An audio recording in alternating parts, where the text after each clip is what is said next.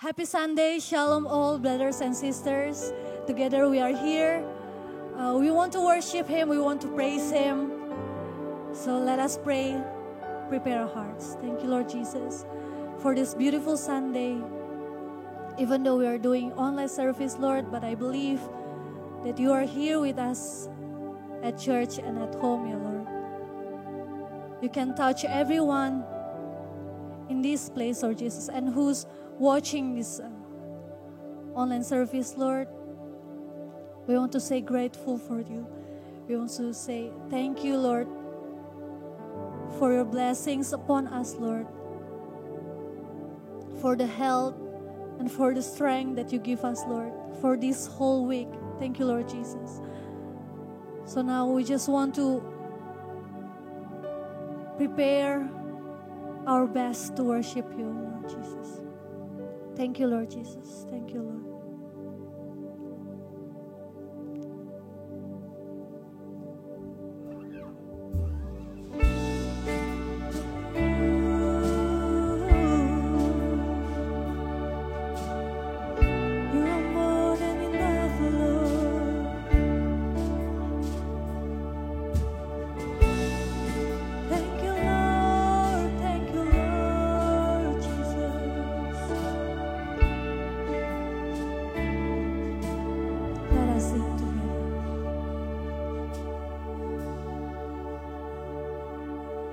When the mountains fall and the sea turns rough, but my word stands strong, says the Lord. When the world gets tough, filled with broken hearts, but my love won't fail, says the Lord.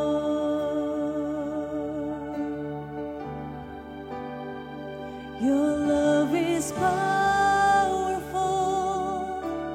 knee shall bow. Your love is mighty, the earth will shake. Your grace abounds in us. You're more than enough for me. Say Jesus, Jesus, you're to break every chain. Our lives in your hands. You're in control. Grace overflows in us. You're more than enough for me. Let's sing from the top. When the mountains fall and the sea turns rough, but my word stands strong, says the Lord. When the world gets tough, filled with broken heart, but my love won't fail, says the Lord. Say your love is powerful, knee shall bow. Your love is mighty,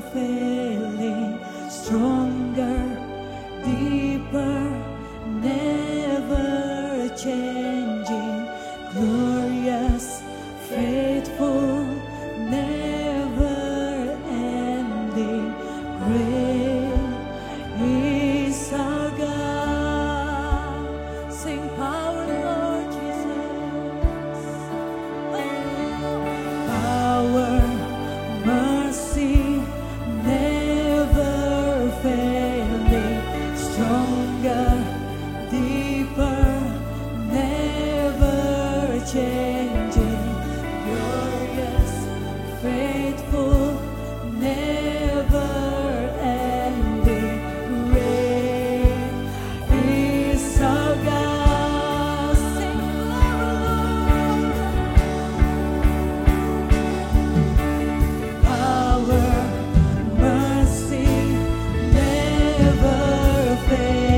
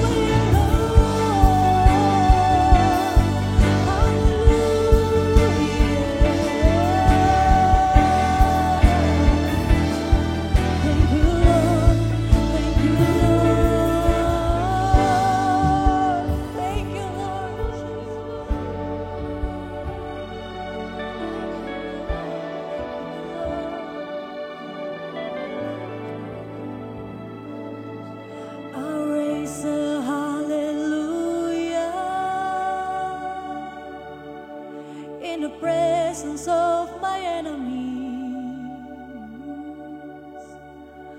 I'll raise a hallelujah louder than the unbelief. I'll raise a hallelujah. My weapon is a melody. I'll raise a hallelujah. Heaven comes to fight for me. I'm gonna sing in the middle of the storm, louder and louder. You're gonna hear my praises roar. Up from the ashes, hope will arise. Death is defeated, the King is alive. I'll raise a hallelujah with everything inside of me. I'll raise a hallelujah. I will watch the darkness flee. I'll raise a hallelujah in the middle of the mystery. I'll raise a hallelujah.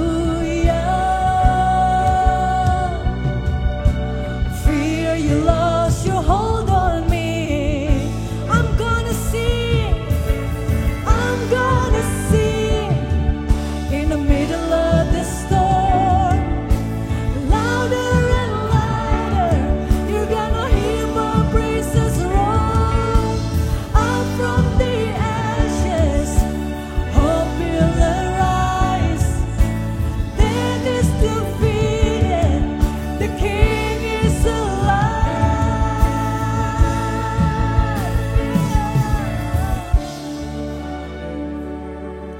Sing a little louder. Sing a little louder. Sing a little louder. Sing a little louder. Come on, church. Sing a little louder. Sing a little louder. Sing a little louder. Sing a little louder. Sing a little louder.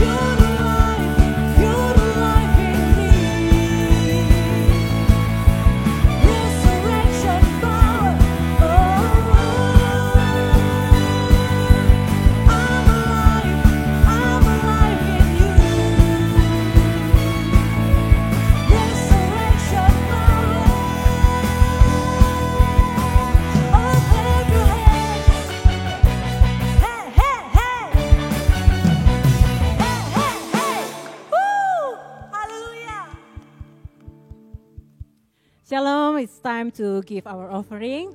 Let's give with a joyful heart. But before we give the offering, let us pray. Father God, we are so grateful that you are so good and so kind and you are so faithful to us and we are so blessed abundantly. And God, it's time that we give back our blessing and we want to give our love. We give with this offering. Bless this, Lord, and use for your glory, for your kingdom. Thank you, Lord Jesus. And in the mighty name of Jesus, we pray. Amen. Before we give our offering, let us declare our offering. 1, 2, and 3. When we bring our offering, we believe that the gates of heaven are open and the blessing of the Lord are poured out. I have a better business, job, and education. Profit, bonus, and assets will be multiplied. God will bring old and new customers to me. All bills will be paid off. I own a house on earth and in heaven, receiving gifts, surprises, and rewards. A soulmate will be given for those who are single. There is no barren person in our midst, and families living in harmony. All enemies, sickness, and loss will be rebuked from our life, families, job, and our business. This is the time to give the offering in the name of Jesus. Hallelujah.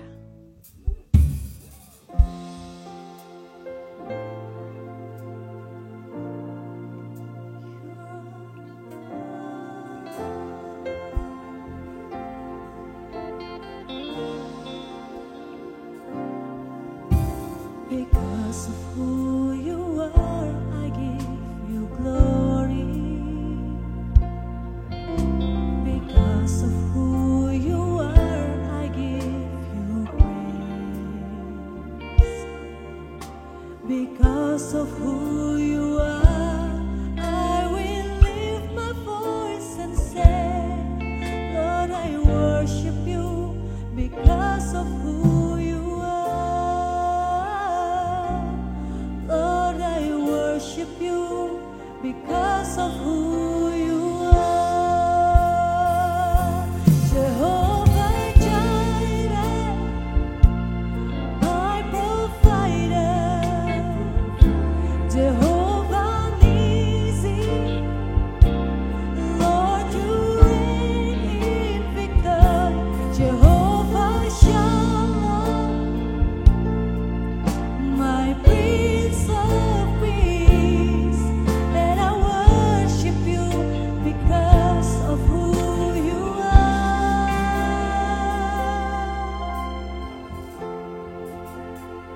Let's sing from the top. Because of who you are, I give you glory. Because of who you are, I give you praise. Because of who you are, I will lift my voice and say, Lord, I worship you because of who you are. Lord, I worship you because of who you are. Jehovah Jireh, my provider. Jehovah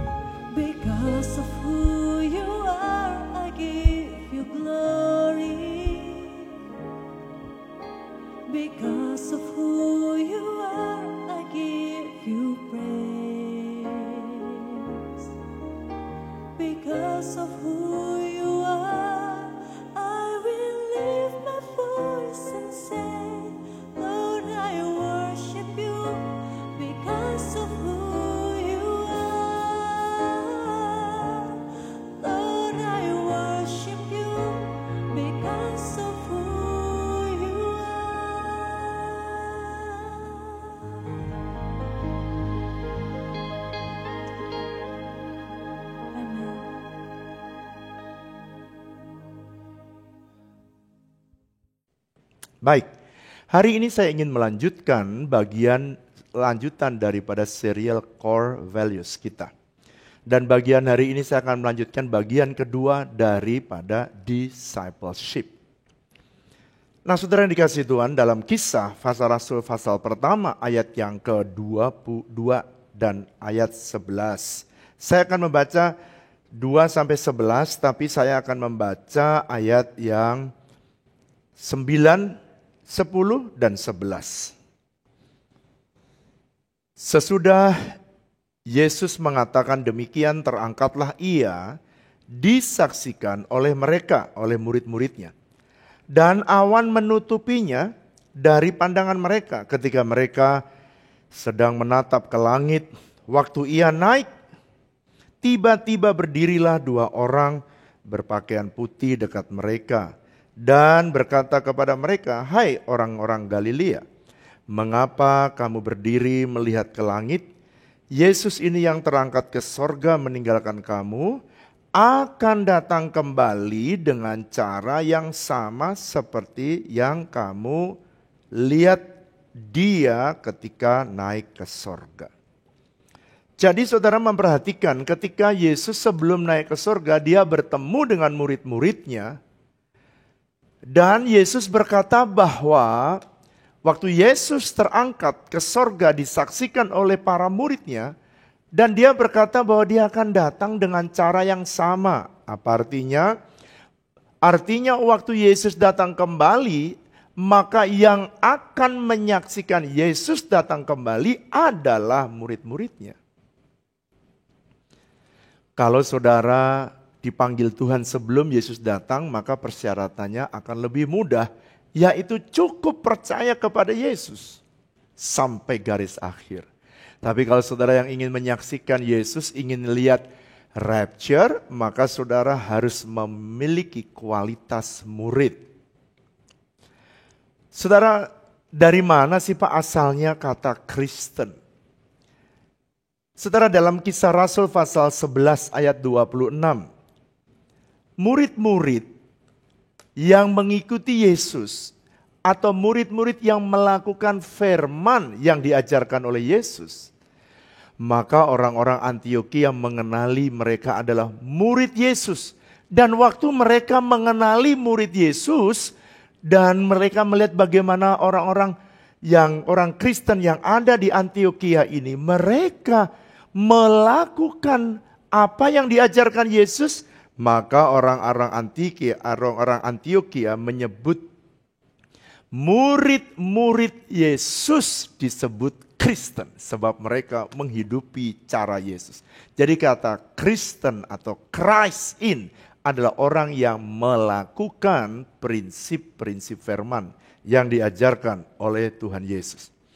Jadi sekarang sangat berbeda. Kalau sekarang orang yang KTP-nya Kristen, ya sudah KTP-nya Kristen, udah disebut Kristen. Padahal Kristen dulu sebutan Kristen itu Christ in. Mereka melihat Yesus yang ada di dalam diri orang-orang itu.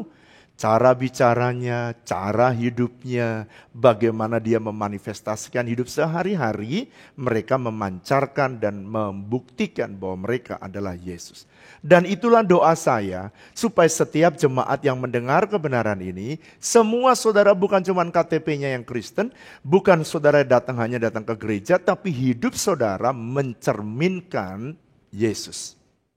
Itu sebabnya bukan hanya saya yang rindu, Tuhan pun rindu. Semua orang Kristen memiliki kualitas murid, yakni orang-orang yang menghidupi firman. Firman baru berkuasa dalam hidup kita ketika kita melakukannya.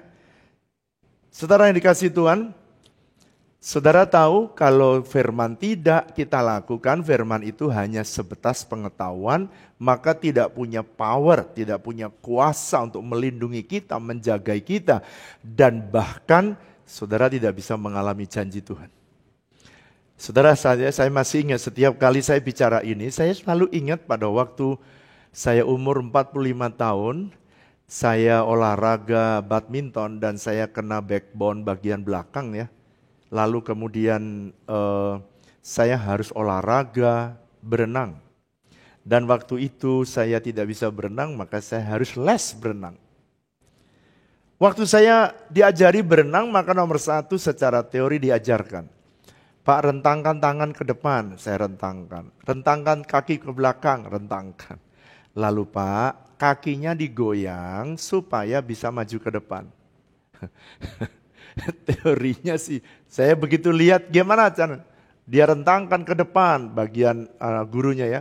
Rentangkan belakang. Maka saya lihat kemudian kakinya kecepak-kecepik, langsung jalan. Wah, saya bilang, saya bisa. Begitu saya masuk ke dalam kolam renang, saudara, saya udah rentangkan tangan ke depan, rentangkan kaki ke belakang, tapi ternyata tidak ke depan, tetapi tenggelam alias berenang gaya batu. Pertanyaannya apa yang membedakan? Karena saya hanya tahu, tapi saya belum melakukannya.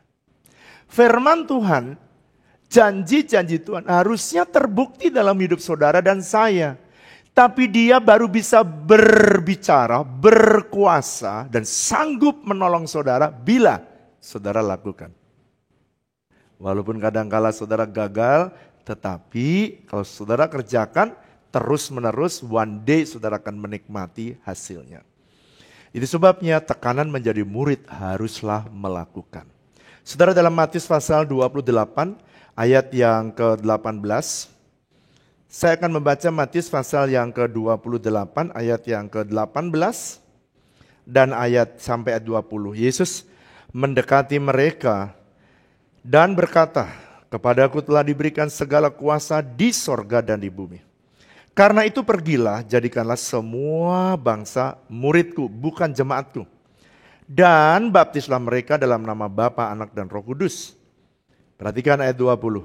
"Dan ajarlah mereka," bukan membaca, "ajarlah mereka melakukan segala sesuatu yang telah kuperintahkan kepadamu. Dan ketahuilah aku menyertai kamu senantiasa sampai kepada akhir zaman." Nah saudara, ada dua bagian seperti yang saya sampaikan kemarin. Yang pertama, dalam Matius pasal 28 dikatakan bahwa jadikanlah semua bangsa muridku. Kualitas murid. Itu sebabnya ada seorang hamba Tuhan namanya Charles Spurgeon. Dia berkata, "To follow Christ is the picture of Christian discipleship in every form." Jadi untuk mengiring Yesus itu sebenarnya adalah gambaran daripada kekristenan yang punya kualitas murid dalam setiap aspek kehidupan. Jadi Charles Spurgeon dia meyakini kalau seseorang menjadi murid maka dia akan menjadi pelaku firman atau mirip pengikut Kristus di setiap spheres atau bagian kehidupan kita. Seorang hamba Tuhan lagi namanya Rowan Williams, dia berkata, "Discipleship is about how we live." Pemuridan itu tentang bagaimana kita hidup. Discipleship is not just a decision we make, not just the thing we believe, but a state of being. Jadi pemuridan itu bukan cuma sebuah keputusan saya ingin dimuridkan, saya pengen jadi murid. Dan juga bukan tentang saya percaya bahwa Yesus, bukan. Tetapi kondisi keadaan saudara saat ini yang mau hidup melakukan prinsip firman yang diajarkan oleh Tuhan Yesus. Nah, menurut Matius pasal 28 ayat 18 sampai dengan 20, ada dua bagian penting. Yang pertama, pergi. Lalu jadikanlah semua bangsa muridku. Perhatikan. Yang percaya baptislah mereka dalam nama Bapa, Anak, dan Roh Kudus. Ini bagian yang pertama yang kemarin saya bagikan kepada saudara. Pergi, lalu kemudian beritakan Injil, yang percaya dibaptis. Itu bagian yang pertama, namanya melakukan, itu ada dua bagian ya dalam amanat agung. Yang pertama adalah beritakan Injil. Yang kedua, kalau orang itu sudah percaya kepada Yesus, maka saudara tidak boleh membiarkan mereka harus dirawat. Ini bagian yang kedua yang saya ingin sampaikan kepada saudara. Saudara harus merawat dan memimpin mereka sehingga mereka menjadi murid. Caranya bagaimana Pak? Ajarlah mereka melakukan segala sesuatu yang diajarkan kepadamu. Dan ini yang jadi, setelah saudara diajar melakukan, itu yang saya kerjakan di dalam pelayanan ini. Itu yang saudara kerjakan di rumah, memuridkan anakmu, memuridkan orang-orang yang saudara layani. Ajarlah mereka melakukan, bukan sebagian, tapi melakukan segala sesuatu yang diajarkan kepadamu. Jadi kita tidak boleh hanya melakukan sebagian atau separuh, tapi segala sesuatu yang diajarkan kepadaku. Dan orang yang sudah diajar untuk melakukan, mereka adalah murid. Perhatikan ya. Jadi ada dua bagian kalau saudara perhatikan. Bagian pertama adalah memberitakan Injil sampai orang percaya kepada Kristus. Bagian kedua merawat, mengajar untuk melakukan firman sampai mereka menjadi murid Kristus. Sekarang pertanyaan berikutnya, Pak, bagaimana supaya saya bisa lulus menjadi murid Kristus? Banyak orang yang pengen menjadi murid, banyak orang yang terpanggil, sedikit yang terpilih. Itu sebabnya lewat kebenaran ini saya berdoa semua saudara adalah orang yang terpanggil, tapi juga orang yang terpilih. Karena saudara mau menjadi murid. Bagaimana Pak caranya supaya saya bisa lulus menjadi murid? Ada 3 hal yang harus saudara lakukan dan saya kerjakan kalau saudara dan saya pengen jadi murid. Pertama, saudara harus mau belajar dan rela diajar. Saya ulangi ya. Saudara harus mau belajar dan rela diajar. Sebab orang yang tidak mau belajar, sekalipun diberitahukan hal yang baik, tetap tidak melakukan yang baik. Kalau orang yang rela belajar, maka itu sudah menjadi modal buat saudara. Modal utama seorang murid. Karena Anda rela belajar. Sehingga kalau saudara rela belajar, belajar itu menjadi ringan dan bahkan tidak menjadi beban. Kalau orang rela menderita, waktu menderita dia rela. Tapi orang yang tidak rela menderita, dia menjadi beban yang berat waktu penderitaan datang. Nah saudara, di dalam proses belajar kita perlu mendapatkan beberapa hal. Yang bagian yang, kenapa saya harus belajar Pak? Itu sebabnya murid dikenal dengan continuous learner. Orang yang terus-menerus mau belajar. Ada 2 bagian yang penting kalau saudara belajar. Yang pertama, saudara pasti akan menemukan bagian-bagian yang baru. Saudara pada waktu menemukan bagian yang baru yang sebelumnya saudara belum tahu, yang sebelumnya bahkan bisa menjadi masalah dalam hidup saudara, setelah saudara belajar maka saudara dibuka dan saudara seketika bisa mengubahnya dan saudara bisa mendapatkan hal yang lebih baik dari sebelumnya. Saya berikan contoh. Pada waktu saya belajar, contoh nih ya, ketika saya belajar, tiba-tiba Tuhan mengungkapkan ini. Saya membaca ayat Kejadian 1 ayat 26-28. Berulang kali saya diajar, berulang kali saya membaca, saya tidak pernah mengerti. Tapi ketika ada seorang hamba Tuhan mulai menjelaskan itu dan saya mengerti ada yang baru. Apa yang baru? Saya mempelajari orang-orang hamba-hamba Tuhan yang gerejanya kemudian dipercayakan aset-aset yang besar. Saya mulai menyelidiki apa sih rahasia hidup dia, kenapa kok dia bisa mendapatkannya, dan kenapa sorga membackup semua pelayanan yang hamba-hamba Tuhan ini kerjakan. Ternyata dia punya pemahaman yang jelas bahwa di dalam Mazmur pasal 115 ayat yang ke-16, dia bilang gini, "The heavens belongs to the Lord." Sorga itu miliknya Tuhan dan tempat domainnya Tuhan berkuasa. And the earth has been given to the children of men. Kenapa saya baca bahasa Inggris, sebab bahasa Indonesia terjemahannya itu langit, tidak jelas. Yang benar itu sorga. Dan bumi telah diberikan kepada anak manusia. Jadi bumi ini diberikan kepada manusia, miliknya Bapa, diberikan kepada manusia untuk dikelola, dikuasai, dinikmati, dikelola lebih baik, bukan dirusak. Waktu saya mendengar itu, sepertinya ada understanding baru masuk ke saya. Saudara tahu apa yang datang kepada saya yang baru? Oh, kalau gitu, bumi itu bukan otoritasnya Tuhan. Bumi itu otoritasnya ada di saya dan saudara. Dan bumi itu miliknya Bapak kita. Jadi sejak itu saya mulai mengerti, oh kalau gitu tanah, bumi dan segala isinya milik Bapak. Dan Bapak tidak mau mengelola itu sendiri. Dia mempercayakan kepada saudara dan saya. Pada waktu saya ngerti ini langsung saya mulai minta tanah 1 hektar, minta tanah 12 hektar. Kan cuma minta. Dan akhirnya minta tanah 100 hektar. Dan saudara, tanah-tanah itu semua sekarang jadi kenyataan. Kenapa? Karena satu pemahaman baru yang ketika kita belajar dan kemudian saudara lakukan, saudara, firman itu berkuasa dalam hidup saudara. Itu sebabnya ada orang yang bertanya kepada saya, apa rahasia? Ini tak buka sekarang rahasianya.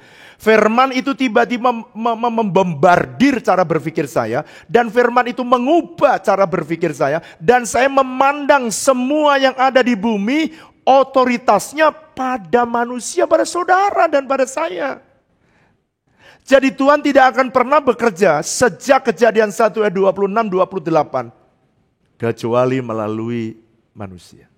So that's why semua mega project selalu datang dari Tuhan dan harus dikerjakan oleh manusia. Dengan Allah.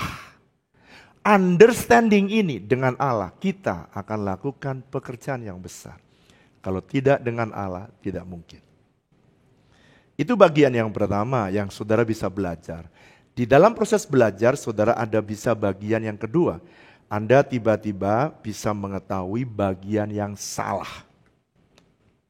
Waktu saudara mengetahui bagian yang salah, maka bagian itu harus saudara perbaiki. Waktu saudara perbaiki, maka saudara bahagia. Mau kasih contoh ya? Pada waktu satu hari saya mendengar firman Tuhan. Belajar, namanya belajar. Waktu saya mendengar dan dibuka oleh Tuhan tentang firman, tentang tanah. Saya banyak belajar tentang tanah. Tanah itu mencatat, merekod dalam kejadian pasal yang ke-4 atau ke-6 ya, tentang Habil itu. Bahwa tanah mencatat semua perbuatan yang dilakukan Kain, sekalipun tidak ada orang melihatnya, tanah, darah Habil berbicara kepada Tuhan melalui tanah. Dari situ saya dapat understanding, lalu kemudian semua perbuatan manusia yang di atas tanah akan direkod dan Tuhan akan mengetahuinya. Sejak itu tiba-tiba saya mulai berpikir apa saja yang saya sering langgar. Saya langsung nomor 1 langsung di otak saya. Waduh Tuhan, saya ampuni, saya salah. Setiap kali saudara orang Indonesia ya, kira-kira understanding ini datang kira-kira 16 tahun yang lalu. Waktu itu saya beritahu kepada jemaat saya ditegur Tuhan ya. Karena orang Indonesia kadang-kadang ya lampu kuning direm atau digas. Kalau di Singapura itu dia direm, cit gitu saudara. Saya pernah jam 12 malam teman saya ngendarain itu selesai pelayanan. Lalu kemudian saya di samping dia, cit. Saya tanya, kenapa kok kamu rem begitu? Iya Pak, sudah kuning. Kalau di sini kuning harus direm karena sebentar lagi merah. Kalau di Indonesia kuning bukan direm, di apa? Digas. Jawabannya, mumpung masih kuning. Betul nggak? 16 tahun yang lalu saya labrak seperti itu. Tapi setelah saya tahu kebenaran, saya tidak mau sebab nanti tanah mencatat perbuatan saya. Apalagi mobil Alphard yang dikasih oleh jemaat, dikasih nomor sama jemaat. Bukan nomor saya, nomornya B311 WTC. Wah, itu pasti gembala. Sebelum punya mobil yang nomornya itu, saya udah 16 tahun yang lalu, saya udah setia kepada Tuhan. Dan setiap kali lampu kuning, maka semua orang yang nyopir maupun saya, selalu saya rem. Karena saya pengen benar di hadapan Tuhan. Bukan supaya sok suci, tapi supaya kita berubah. Sebab ketika kita berubah, jika kita mau berubah, di saat itulah saudara bertumbuh. Makanya Yesus juga membuka dirinya untuk saudara dan saya belajar dari dia. Dari mana ayatnya Pak? Di Matius pasal 11 ayat 28 dan 30. Belajarlah kepadaku karena aku lemah lembut dan rendah hati. Saya banyak belajar dari Tuhan Yesus. Saya waktu muda, saya ini orang yang sombong sekali. Diajak pelayanan, saya enggak mau. Sombong sekali. Saya masih ingat tingkat 1. Saya bilang, wah melayani Tuhan, tidak terkenal. Lebih terkenal saya di senat. Ribuan orang mengenal saya di perguruan tinggi dan orang mengelulukan saya. Wah sombong sekali. Gembalamu ini dulu sombongnya minta ampun. Tapi waktu saya mengenal kebenaran, saya belajar dari Yesus. Wow, saya pernah 2 minggu hampir gila karena dipelintir sama Tuhan, konslet 2 minggu aja udah gak bisa kuliah. Akhirnya saya menyerah dan saya serahkan semua jabatan di senat. Dan sejak itu saya tidak pernah mau lagi. Dan saya mulai mengiring Tuhan dan melayani Tuhan. Itu sebabnya belajar lemah lembut. Yang sombong-sombong belajar sama Tuhan Yesus supaya rendah hati. Kenapa saya cerita? Supaya kalau yang sombong sadar kayak saya. Kedua, sejak saya belajar rendah hati justru diinjek-injek orang, diomelin orang, ya, dimaki-maki orang, tahan. Kenapa? Yesus juga tahan kok, kuat. Kalau saudara mau belajar seperti Yesus rendah hati, saudara hidupmu bahagia. Yang kedua, yang pertama rela belajar dan mau belajar. Karena murid adalah the continuous learner. Yang kedua, apa ciri kalau seseorang mau menjadi murid? Yang kedua adalah mau mengerjakan pekerjaan rumah. Coba saudara, yang kedua ya, mau mengerjakan pekerjaan rumah. Ada seorang hamba Tuhan namanya Eugene Peterson. Dia berkata, discipleship is a long obedience in the same direction.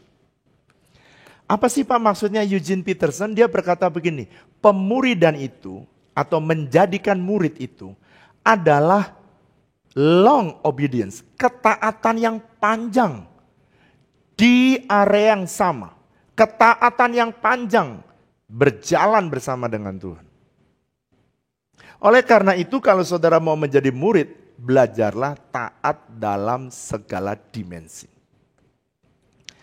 Saudara, saya kembali pada poin yang kedua. Poin yang kedua, saudara dan saya, kalau mau jadi murid, saudara harus mau mengerjakan pekerjaan rumah. Kok kayak murid betulan? Oh iya, saudara murid jasmani ini sebenarnya adalah analogi daripada murid rohani. Jadi kalau mau pinter, nih ya anak-anakku yang masih sekolah di SMP, SMA, mahasiswa. Ini caranya kalau mau dapat ranking ya. Kalau habis belajar di sekolah, saudara catat. Dan saya ini murid yang tidak akan pulang sebelum saya ngerti apa yang diajarkan gurunya. Makanya kadang-kadang guru ngajar saya agak stres. Kalau dia tidak persiapan sungguh-sungguh, akan saya kejar terus. Kenapa? Karena kalau sebelum saya ngerti, saya nggak pulang. Dan itu sebabnya saya pulang, dengarkan ya. Saya udah ngerti semua, banyak murid yang pulang nggak ngerti pelajarannya tadi. Saya nggak mau. Lalu kemudian saya mengerjakan pekerjaan rumah. So easy, mudah karena saya sudah dengar dan sudah tahu. Pekerjaan rumah adalah mengerjakan untuk latihan supaya apa yang diajarkan tadi sudah melekat dan sudah ngerti dan faham. Pak, kenapa sih ada pekerjaan rumah? Kalau di dalam rohani, apa sih pekerjaan rumah yang harus saudara dan saya lakukan? Membereskan semua hal-hal yang komitmen pertama gagal dan sekarang saudara masih mau lagi melakukan yang benar. Step by step. Saya tahu, saya sadar bahwa mengerjakan ini, mengerjakan benar itu tidak bisa komitmen sekali dan berhasil. Saya tahu, saya ngerti. Itu sebabnya saudara, menjadi murid itu adalah komitmen yang panjang tadi tuh. Ya, ketaatan yang panjang. Nggak bisa taat cuma sekali baru langsung disebut murid. Nah, saudara dan saya harus membereskan. Saya beri contoh. Saudara udah janji, udah dapat iluminasi bahwa saya harus membaca firman Tuhan setiap hari. Coba saya tanya, sudah berulang-ulang saya ngomong, berulang-ulang saya khotbah, terus saudara juga sudah, saya akan janji, saya pulang setiap kali saya khotbah pasti ada jemaat yang saya akan lakukan. Pertanyaan saya, jawab ya di chat ya, jawab ya. Siapa yang waktu itu janji di gereja, baca firman Tuhan setiap hari, tapi ternyata gagal dan ternyata bolong. Coba jawab ya, kalau itu saudara, saya gitu jawab, saya gitu. Saya gitu ya. Artinya apa? Artinya ada pekerjaan rumah yang harus saudara selesaikan. Jadi waktu saudara mendengar, saudara ngerti, ada yang salah harus Anda perhatikan. Waktu saudara siap melakukannya, masih gagal. Jadi gimana? Bereskan pekerjaan rumah itu. Makanya saudara, orang yang menjadi murid itu dia selalu mau bertumbuh. Dia mau meningkat. Apa yang dulu salah, yang dia tidak sanggup, dia sekarang sanggup lakukan. Makanya orang yang udah janji kepada Tuhan dan tidak dilakukannya, dia tidak pernah bertumbuh. Bagaimana dia bisa bertumbuh menjadi murid kalau janjinya tadi walaupun gagal dikerjakan lagi setiap hari. Ada orang yang sudah janji, saya akan bangun mezbah. Setiap kali saya khotbah tentang mezbah, saudara meneteskan air mata. Iya, seharusnya saya sebagai seorang suami harus mimpin mezbah. Tapi berapa banyak orang yang udah berjanji saya akan bangun mezbah dan sampai sekarang tidak lakukan setiap hari. Dan saudara tidak lakukan itu memulai hari bersama dengan Tuhan. Kalau itu saudara jawab ya, siapa ya yang jujur ya? Siapa yang masih bolong-bolong? Janji mau lakukan mezbah tapi nggak mezbah. Janji coba. Coba ya, nggak angkat tangan. Angkat tangan kan saya nggak bisa lihat. Saudara chat, saya Pak. Waktu saudara mengaku, sebenarnya saudara sedang jujur dengan dirimu dan jujur di hadapan Tuhan. Waktu saudara jujur di hadapan Tuhan, saudara lega, bahagia hatimu. Dan start, kerjakanlah PR-mu. Yang ketiga, Pak, bagaimana supaya saya bisa menjadi murid? Murid itu bisa bertumbuh dari SD, SMP, SMA, bahkan university. Kalau dia lulus ujian. Persis kayak murid, lulus ujian. Seorang murid harus lulus ujian, baru dia bisa naik kelas dan dia bisa memiliki kualitas yang baik sebagai seorang murid. Kenapa? Ada lulusan-lulusan yang baik dan dia mendapatkan pekerjaan yang baik. Tapi kenapa ada lulusan yang tidak bisa menduduki tempat yang baik? Karena dia memang yang satu dia tidak mau lulus, yang ini terus mau lulus, belajar terus. Ya pantas kalau dia dihargai di dunia. Di dalam dunia saja begitu, apalagi ini orang yang mau belajar terus meningkat dan gagal tapi mencoba lagi nggak lulus. Grade yang saya mau beritahu kepada saudara. Kenapa Tuhan mau saudara lulus? Ini cantumkan di hatimu. Sebenarnya Tuhan pengen supaya firman itu jadi daging dalam hidup saudara. Jadi kalau gagal, gak apa-apa, ulangi lagi. Pokoknya grade-nya hingga lulus. Nomor 3, poinnya. Kalau saudara mau naik level rohanimu, kau lulus.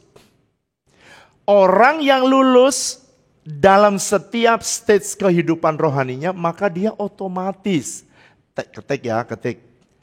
Otomatis. Setiap kali Anda lulus, ketik. Chat. Otomatis saudara naik level rohani saudara. Waktu saudara naik level rohani saudara, saudara itu bisa mendapat lebih banyak. Saudara bisa melihat lebih banyak.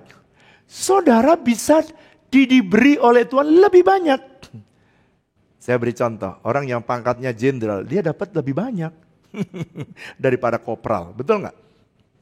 Dia bisa mendapatkan posisi lebih baik. Sama di dalam kehidupan rohani, kalau saudara naik rohanimu, Tuhan tidak pernah mungkin menyia-nyiakan orang yang sudah mendisiplin dirinya dan dia menguduskan dirinya dan dia mau belajar dan mengiring Tuhan. Tuhan gak punah, Tuhan gak mau sia-siakan orang yang sudah lulus hidupnya. Saya mau beritahu, kadang-kadang Tuhan izinkan saudara sebab Tuhan pengen menjadikan saudara perabot yang mulia. Di dalam kitab Timotius, Rasul Paulus mengajarkan ada 2 perabot di rumah Tuhan. Perabot dari tanah, perabot dari emas.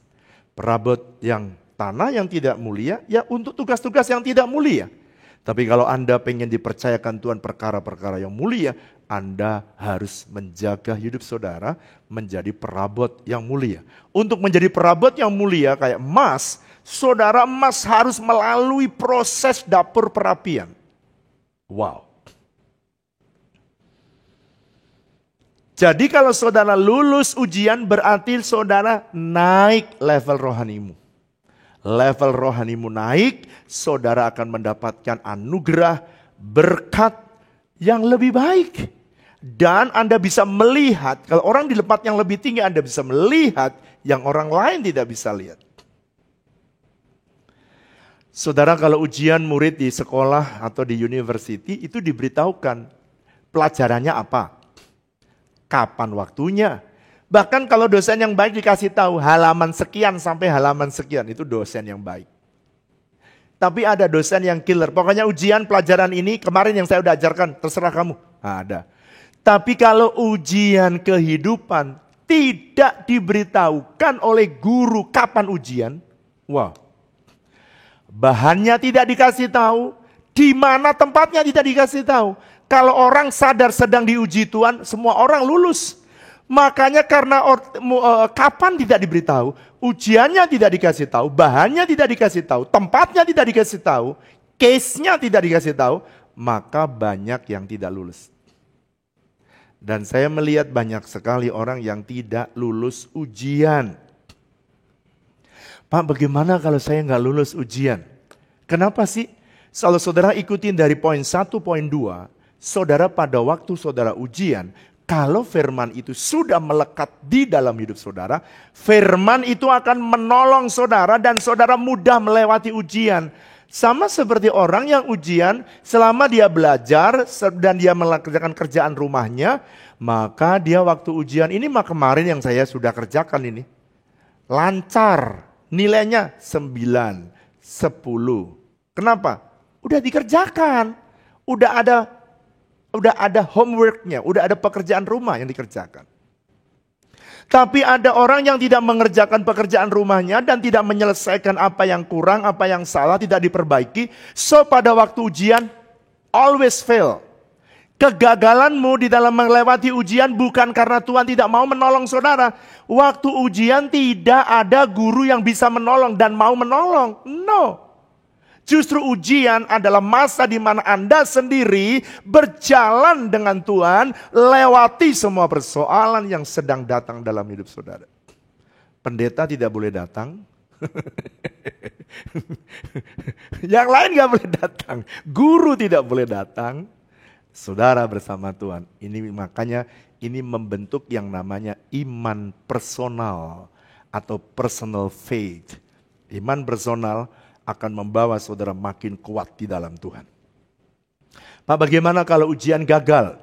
Kalau ujian gagal kita harus mengulang kembali atau Inilah fungsi firman Tuhan dalam hidup kita.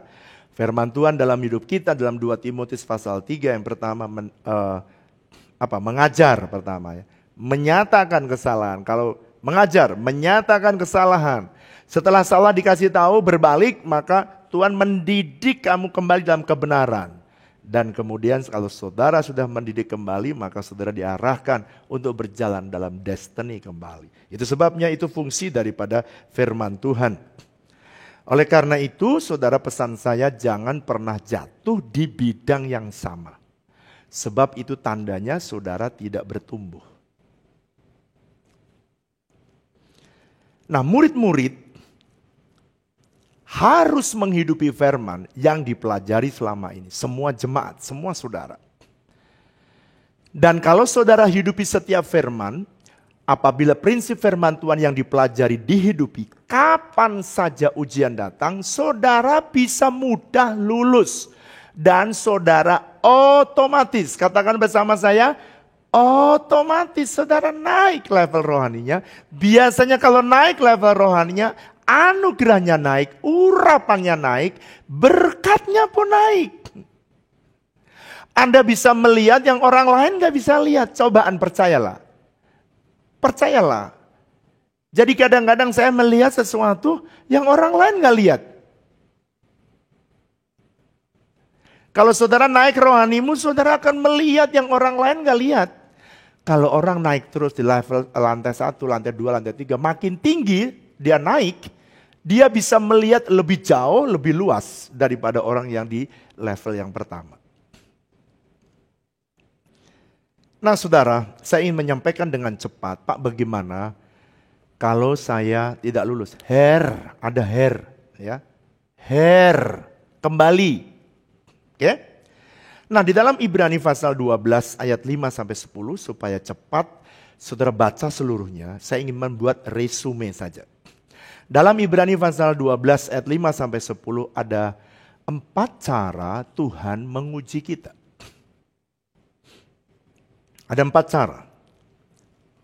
Ya, cara yang pertama, cara yang paling ringan atau cara yang paling enak, yaitu Tuhan akan mendidik kita. Tuhan mendidik itu mengajarkan, dia harapkan saudara melakukan. Itu bagian mendidik. Anda baca ya, ada 4 yang dipakai Tuhan untuk menguji saudara dan saya. Pertama, dia akan mendidik saudara. Itu sebabnya Tuhan berkata, jangan anggap enteng didikan Tuhan. Jadi artinya kalau saudara diajar, saudara dididik, kerjakan sungguh-sungguh. Dan saudara belajar memperbaiki, lalu berubah. Setelah saudara berubah, wow, orang happy. Percayalah. Saudara kalau diajarkan firman Tuhan, saya menyampaikan kebenaran dan saudara berubah. Saudara yang happy, bukan saya. Saudara yang happy. Contoh, kalau saya ada barbel kanan kiri, saudara lihat saya angkat barbel. Ya, saya angkat barbel. Tiap hari barbel. Saya tanya, siapa yang bicepnya besar? Tangannya besar siapa? Ototnya besar siapa? Saudara yang lihat atau saya yang angkat barbel? Saudara baca sendiri, toh? Jawab sendiri. Saudara ngerti. Setelah bagian yang pertama, sekarang bagian kedua. Kalau dididik sudah benar, maka Tuhan tidak perlu naik di level yang kedua. Yang kedua namanya peringatan. Wah, warning. Kalau kita tetap tidak berubah, Tuhan akan memberi warning, memberi peringatan. Makanya Tuhan berkata gini, maka jangan putus asa apabila diperingatkan Tuhan. Saudara kalau warning itu ya udah gak enak. Suasananya udah gak enak, beda sama level 1. Level 2 ini udah gak enak. Warning itu ya macam-macam saudara, macam-macam. Warning dari Tuhan, tiba-tiba damai sejahtera diangkat. Wah, warning tuh. Gak rasakan lagi hadirat Tuhan. Waduh saudara, kalau kita sudah sulit mengetahui apa yang Tuhan kehendaki, ada sesuatu. Saudara membaca dalam 1 Samuel pasal 1, 2, dan 3. Di sana dikatakan Imam Eli, seorang imam itu harus menjadi jembatan antara Tuhan dan umatnya. Tetapi pada waktu Imam Eli, karena dosa di dalam bangsa itu, Hofni dan Pinehas, dibiarkan dan Eli berbuat dosa loba dengan persembahan.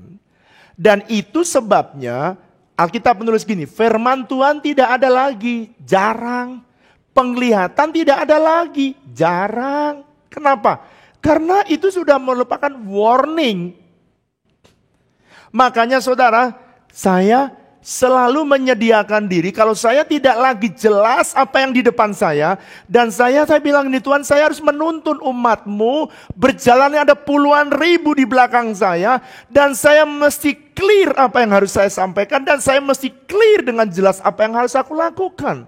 Membawa rombongan ini menuju destiny yang Tuhan mau. Kalau saya tidak jelas, saya spend waktu untuk sabat. Dan di sabat itulah Tuhan biasanya mengoreksi, memberi warning. Kamu salah ini, kamu salah ini, kamu salah ini. Perbaiki itu. Kamu sudah saya suruh ini, kenapa kamu gak lakukan? Itu sebabnya saya bersyukur dan berterima kasih. Karena saya punya anak-anak pemimpin-pemimpin di gereja ini yang taat. Setiap kali Tuhan tegur, kita taat. Setiap kali Tuhan peringatkan, kita taat. Dan saya berterima kasih untuk itu. Yang ketiga, kalau kita diperingatkan dan tidak sadar juga, maka di dalam Ibrani pasal yang ke-12, maka saudara, Tuhan terpaksa yang ketiga menghajar. Pak, apa bedanya menghajar dan mengajar? Oh, bedanya ada huruf H. Oh, ya benar. Mengajar dengan mulut. Oke? Mendidik dengan mulut. Example dengan contoh. Tapi kalau menghajar itu sudah bukan dengan mulut. Dia menghajar itu sudah dengan pukulan. Saudara, kalau sudah dengan pukulan, saudara perhatikan, ini saudara efeknya bukan di Tuhan. Efeknya di saudara. Saudara rasa sakit, saudara rasa tidak enak. Saudara ada banyak yang terpaksa Tuhan gagalkan, ada yang terpaksa Tuhan stop. Ada yang terpaksa Tuhan membiarkan tidak dilanjutkan oleh karena dia sedang menghajar kita. Tapi ingat bagian yang ketiga, ia menghajar. Statement ini Anda mesti ingat, menghajar siapa? Orang yang dikasihani. Orang yang dikasihi. Jadi kalau saudara tidak dikasih, nggak mungkin dihajar. Bapak pernah nggak dihajar? Pernah. Pernah nggak Bapak dihajar? Pernah. Saya kadang-kadang itu sudah diberitahu, kamu lakukan ini. Enggak saya lakukan. Kerjakan ini, enggak dilakukan. Ya udah. Saya kalau udah dihajar Tuhan, saya meneteskan air mata, air hidung, molor panjang, dan meraung-raung di hadapan Tuhan. Saya mengambil puasa, saya mengambil doa dan puasa untuk mendekatkan diri kepada Tuhan dan bikin janji yang baru. Saudara, berulang kali Tuhan, waktu saya mau keluar, disuruh keluar, saya nggak mau. Waktu mau disuruh keluar kerja, mau melayani Tuhan nggak gampang, saya nggak mau. Saya tahu Tuhan nyuruh, nggak mau. Diperingatkan, nggak mau juga. Ya dihajar, baru akhirnya siap gitu saudara. Namanya kita dihajar orang yang dikasihi. Tahun 2003 saya sudah terima pesan dari Tuhan, kamu harus membuat wadah ini. WTC ini, cuman saya nggak mau. Kenapa? Saya takut. Saya ngeri. Oke, kamu nggak mau? Oke, kata Tuhan. Jadi kadang-kadang Tuhan menggunakan siapa saudara? Orang di sekitar kita. Untuk apa? Dipakai Tuhan. Kalau Israel sedang tidak taat, maka Tuhan pakai orang Midian datang untuk menghajar. Menghajar. Dan orang Israel ketakut teriak, Tuhan. Dan setelah orang Israel bertobat, ganti orang Israel, dipakai Tuhan menghajar orang Midian. Dibangkitkanlah Gideon. See? Jadi Tuhan sebenarnya waktu menghajar, coba saudara, Saya waktu menghajar anak saya, itu saya enak, saya juga nggak enak. Itu saya lihat pantatnya sudah dijereng begitu ya, udah jengking gitu. Waduh, saya mau ngantem nih rotan ini, saya mau antemin itu. Saya mikir nih, saya mesti pas pantatnya. Sebab kalau nggak pas pantatnya kena tulang, aku yang ngoperasiin lagi, aku harus bayar lagi. So Tuhan juga sama menghajar saudara mesti pas. Biang, sampai saudara, begitu saudara. Dan Tuhan itu ahlinya. Saya selama 1 tahun, saya harus mengalami depresi. Saya harus mengalami penderitaan. Dan akhirnya, in the end, toh tetap akhirnya angkat tangan dan berkata, yes Lord, I will do what you want me to do. And I will go what you want me to go. Kenapa saya harus ambil keputusan itu? Kenapa saudara? Karena sakit. Orang kalau diajar sakit. Itu sebabnya sejak gereja ini berdiri. Perhatikan ya, apa yang disuruh Tuhan. Mungkin anak-anak saya, kalau saudara nggak terlalu tahu, tapi anak-anak saya, dia tahu dengan benar. Kalau saya disuruh Tuhan, saya akan kerjakan apapun resikonya. Karena biasanya harga ketaatan lebih murah daripada ketidaktaatan. Jadi Tuhan biarkan kita mengalami hal tidak enak, bahkan merasa Tuhan sedang memukul kita, tetapi sesungguhnya Tuhan mengasihi saudara. Ingat ya ayatnya baca, dia menghajar orang yang dikasihinya sebagai anak. Tujuan Tuhan hanya satu, Tuhan ingin supaya saudara dan saya melakukan perintah Tuhan. Melakukan prinsip firman Tuhan. Saudara, kalau saya review lagi, kenapa sih sudah mau dibawa Tuhan naik aja kok susah? Iya, kalau sekarang lihat ya saya mau Tuhan gitu. Dulu saya, waduh saudara rasanya mau disuruh untuk membangun wadah ini. Aduh saudara pergumulan begitu berat dan saya berpikir begitu keras. Dan saya sulit sekali dan pada akhirnya setelah melalui hajaran Tuhan barulah saya menyerah. Dan akhirnya saya melangkah. Ada orang yang diizinkan dipanggil Tuhan gak mau sampai bangkrut. Krut Anda. Seperti bapak rohani saya, dia kalau cerita lebih ngeri lagi. Saya itu waktu bangkrut, ludes. Terjemahan bahasa Inggrisnya coba apa saudara? Satu hari dia khotbah di Amerika diterjemahkan, des number 1. Bangkrut, bankrupt. Des number 2. Karena gak ngerti. Lu des itu hanya orang Indonesia yang tahu. Lu des itu artinya udah bangkrut, krut, tidak punya apa-apa plus ditambah hutang. Waduh, hajaran seperti itu akhirnya Pak Niko menyerah melayani Tuhan. Saudara, kadang-kadang kita dipanggil Tuhan juga tidak mudah. Terakhir, bagian yang keempat. Kalau saudara dan saya dihajar tidak bisa kembali, maka Tuhan akan menyesah. Wah, ini gak enak. Menyesah itu kategori yang paling berat. Tapi Anda perhatikan, dia menyesah orang yang diakuinya sebagai anak. Anak tetangga gak akan disesah. Saya kadang-kadang kalau mikir, kenapa sih Tuhan kok kejar saya sampai sebegitu rupa? Kadang-kadang saya bertanya, kenapa sih enggak orang lain? Ini alasan saya waktu saya dipanggil. Saya sepertinya bukan hanya dihajar, saya disesah sampai kakak saya lihat dia pulang kembali karena lihat saya seperti orang yang sudah hilang ingatan. Saya mulai bicara kepada koi saya di rumah.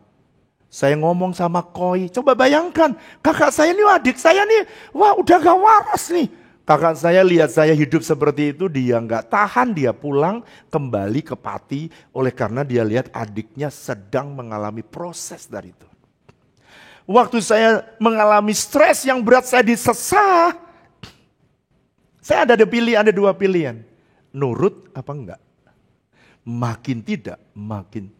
Itu sebabnya saya kalau sudah disesah, itu bekas pukulan, tandes, dan masih terasa. Serius. Tetapi saudara, Saya baru tahu. Karena saya bilang begini, Tuhan, kalau memang Tuhan memanggil saya untuk menjadi hamba Tuhan, kenapa enggak sekolah teologi ya? Tuh lulusan sekolah teologi banyak Tuhan. Alasan itu alibi. Itu lulusan teologi banyak, kenapa enggak kau panggil dia aja yang udah ready, udah siap. Udah jelas aku gak ready, gak siap. Kenapa sih Tuhan kejar-kejar aku? Alasan saja. Itu sebabnya kadang-kadang Tuhan ingin kita melakukan sesuatu yang Tuhan suruh kerjakan. Jangan pernah bandel. Sebab Tuhan ingin Anda lulus dan Anda jadi murid dan Anda akan dipakai Tuhan. Tahap ini tahap yang sangat menyakitkan. Dan saya percaya ketika saudara mau mengikuti Tuhan, Tuhan pun tidak senang menyesah kita. Sebab Dia adalah Bapa yang baik. Dia ingin melihat anaknya bahagia. Di tengah kesulitan, di tengah kesukaran, di tengah pandemi yang sulit dan susah, jangan pernah menyerah. Karena disinilah Anda akan ketemu dengan Bapa yang baik. Saya sekarang bisa cerita kepada saudara bahwa Dia Bapa yang baik. Karena saya sudah melewati semua hajaran, semua sesahan. Semua alibi-alibi alasan yang saya kemukakan tidak bisa diterima oleh Tuhan. Padahal menurut saya make sense. Make sense. Kenapa banyak sekali kok Tuhan orang lulusan teologi yang make sense. Tapi ketika hajarannya, ketika disesah, barulah saya menyerah. Dan akhirnya lebih baik saya taat kepada Tuhan. Dan saya menyerah kepada Tuhan. Sebab hidup ini adalah hidup untuk kembali kepada rencananya. Saya hidup hari ini hanya untuk bisa melakukan apa yang diperintahkan Tuhan. Saya berdoa, saudara juga yang demikian. Tuhan ingin kita menjadi murid yang setia dan yang baik.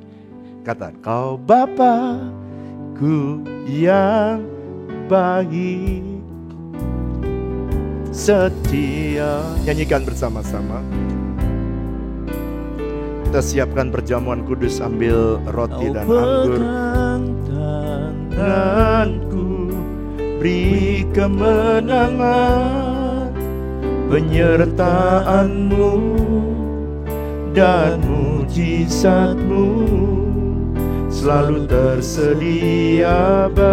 Sekali lagi kata, Kau Bapa, Bapa, Kau Bapa-Ku yang baik, selalu setia dengan janji-Mu.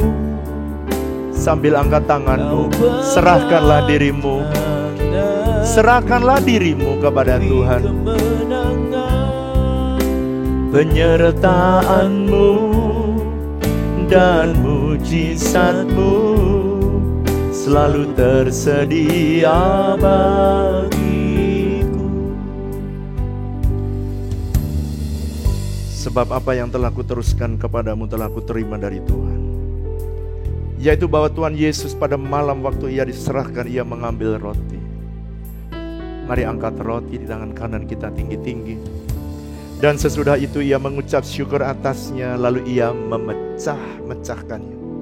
Dan Ia berkata, inilah tubuhku yang diserahkan bagi kamu. Perbuatlah ini menjadi peringatan akan aku.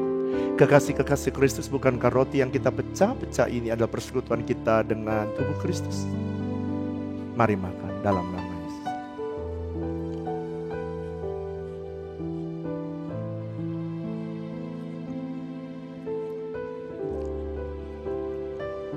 Terima kasih untuk tubuh-Mu Tuhan. Mari angkat cawan di tangan kanan kita tinggi-tinggi. Demikian juga Ia mengambil cawan. Sesudah makan lalu Ia berkata, cawan ini ada perjanjian baru yang dimeteraikan oleh darahku. Perbuatlah ini setiap kali kamu meminumnya menjadi peringatan akan aku.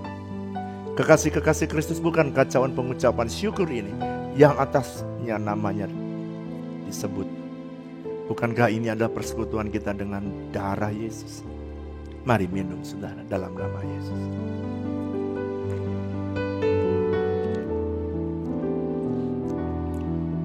Mari sambil saudara berdiri, angkat tanganmu, serahkan hidupmu dan biar jadikan murid yang bagus. Shidinianara lama shando, Rinianara lama she, Rididianara lamayaso. Saya mau berdoa, mungkin ada di antaramu yang lagi dihajar Tuhan. Mungkin ada di antaramu yang lagi disesah.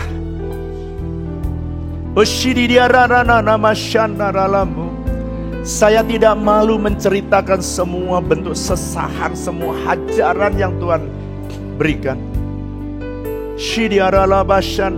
Supaya saudara yang ada dan lagi sedang ada di situ, saudara bangkit kembali dan cari kehendak Tuhan. Mari bangkit dan angkat dua tanganmu. Dan saya percaya hari ini saya mau berdoa buat saudara. Tuhan jamah. Seperti kau membuka Tuhan, seperti kau membuka pikiranku, kau membuka hatiku.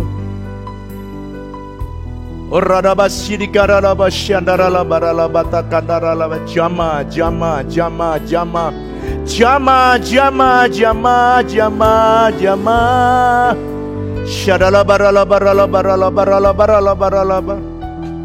Shala barala barala barala barala. Jama, jama, jama, jama. Sekalipun mengalami masa yang sukar, sekalipun masa yang sulit, tapi saudara, ini waktunya bagimu untuk menyerah.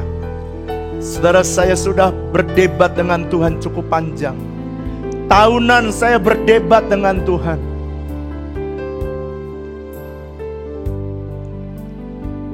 Tetapi pada akhirnya Tuhanlah yang tetap memegang kendali hidup kita. Saya tahu, saya rasakan ada orang-orang yang menangis. Saya rasakan ada orang-orang yang meneteskan air mata. Karena hajaran dan karena pukulan yang Tuhan lakukan, sesahan yang Tuhan kerjakan. Saudara, jangan terlalu banyak. Saya bisa cerita kepada saudara karena saya bertahun-tahun saya menjawab kepada Tuhan yang sebenarnya itu alasan yang hanya klise. Karena saya tidak mau mentaati Tuhan. Saya berdoa hari ini, biarlah Tuhan kebenaran ini menolong setiap saudara. Angkat tanganmu kau yang lagi sesak, angkat tanganmu. Angkat tanganmu biar Tuhan menolongmu.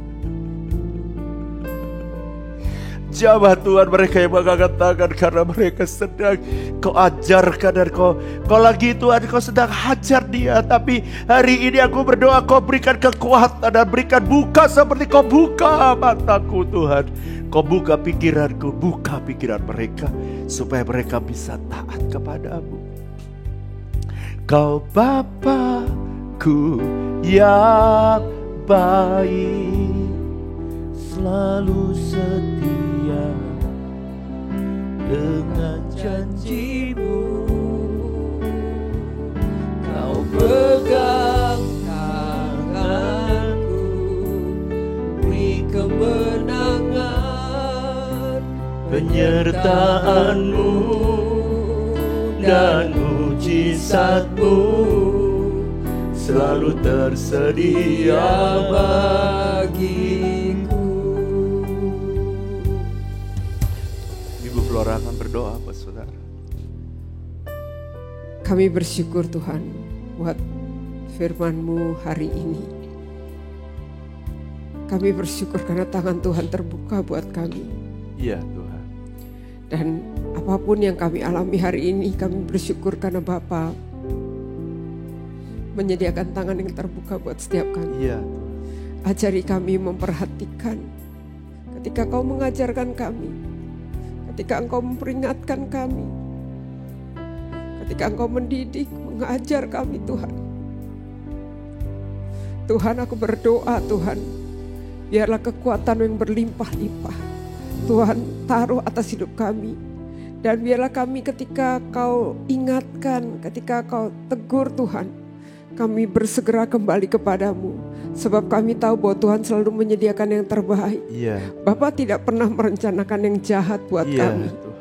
Sekalipun kami mungkin gak ngerti, tapi aku berdoa firman-Mu hari ini memberi kekuatan kepada setiap umat-Mu Tuhan. Firman-Mu memberi kekuatan kepada setiap umat-Mu. Bahkan aku berdoa Tuhan, orang-orang yang lari menjauh daripada-Mu, Aku berdoa hari ini Kau panggil kembali lewat kebenaran firman-Mu Tuhan. Hari ini lewat setiap mungkin di antara kami ada yang Kau ingatkan tentang seorang untuk dipanggil lagi kembali kepada Tuhan. Aku berdoa biarlah di masa-masa ini kami akan lihat tuaian yang terjadi oleh karena orang-orang yang kembali kepadamu. Sebab kami datang bukan kepada sesuatu yang tidak kami mengerti, tapi kami datang kepada Tuhan yang hidup, yang punya rencana masa depan buat hidup kami. Bapa yang hidup, yang punya rencana keselamatan buat hidup kami. Bapa tidak pernah menginginkan kami untuk binasa, tapi Bapa mau supaya kami mengalami segala kelimpahan yang Tuhan sediakan. Terima kasih Tuhan. Terima kasih. Aku berdoa hari ini firman menguatkan anak-anak muda, menguatkan setiap kami para orang tua, menguatkan setiap kami. Aku berdoa melalui kebenaran firman ini Tuhan. Tidak ada seorang pun di antara kami yang menjadi depresi, tapi kami tahu Tuhan ada bersama-sama dengan setiap kami. Terima kasih Tuhan, terima kasih. Hari ini kami berdoa Tuhan buat lingkungan di sekitar di mana kami berada Tuhan. Berkati Tuhan tetangga-tetangga kami, berkati lingkungan di mana kami berada Tuhan. Aku berdoa biarlah daerah di tempat di mana kami tinggal Kau bebaskan daripada sakit penyakit Tuhan. Aku berdoa biarlah daerah tempat di mana kami berada Tuhan, Engkau menolong sehingga tidak terjadi pandemi, tapi Engkau memberikan kekuatan, Engkau memberikan kesehatan, Engkau memberikan kebersihan, Engkau memberikan kekuatan Tuhan. Aku berdoa Engkau memberkati setiap kecamatan, Engkau memberkati setiap daerah tingkat 2, bahkan daerah tingkat 1 yang ada di seluruh Indonesia Tuhan. Kami berdoa Engkau memberkati kepala pemerintahan yang ada Tuhan, bahkan Engkau memberkati presiden dan wakil presiden yang ada, seluruh jajaran menteri Tuhan, anggota DPR dan MPR Tuhan, anggota legislatif dan yudikatif Tuhan, Engkau sertai dengan berlimpah-limpah Tuhan. Aku berdoa biarlah Indonesia baru yang hidup takut akan Tuhan akan terjadi atas bangsa ini. Kami berdoa, kami bersama-sama dengan seluruh gereja, kami berdoa biarlah Indonesia menjadi Indonesia yang hidup dengan takut akan Tuhan.